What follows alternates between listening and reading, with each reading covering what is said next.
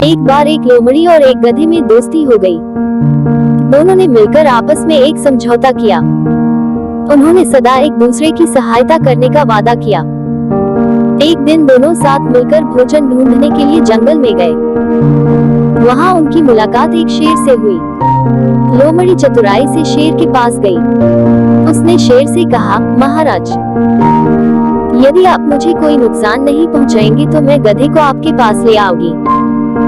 आपको अपना भोजन मिल जाएगा और मुझे भी। शेर ने लोमड़ी की बात मान लिया। लोमड़ी गधे को अपनी बातों में उलझाकर एक गहरे गड्ढे की ओर ले गई। बात करते करते बेचारे गधे ने ध्यान नहीं दिया और वह गड्ढे में गिर गया। शेर अवसर की तलाश में ही था। सबसे पहले उसने लोमड़ी पर हमला करके उसे मार डाला। चक्कर उसने लोमड़ी का भोजन किया। बाद में उसने आराम से गधे को भी मारा और खा लिया। गर्मियों के दिन थे। एक मैदान में एक टिड्डा अपनी ही मस्ती में झूम झूम कर गाना गा रहा था।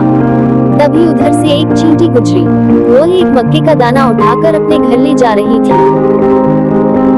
टिड्डे ने उसे बुलाया और कहा, चींटी रानी, कहाँ जा रही हो? इतना अच्छा मौसम है, आओ बातें करें, मस्ती करें। चींटी ने कहा, टिड्डे भाई, मैं सर्दियों के लिए भोजन इकट्ठा कर रही हूँ। बहुत काम पड़ा है, मुझे क्षमा कर दो, मैं बैठ नहीं सकती। टिड्डे ने फिर कहा, अरे सर्दियों की चिंता क्यों करती हो?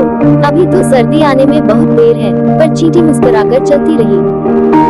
उसे अपना काम पूरा करना था। शीघ्र ही सर्दियां आ गईं। टिड्डे के पास खाने के लिए कुछ नहीं था, जबकि चींटी अपने इकट्ठे किए अनाज को आराम से बैठकर खा रही थी।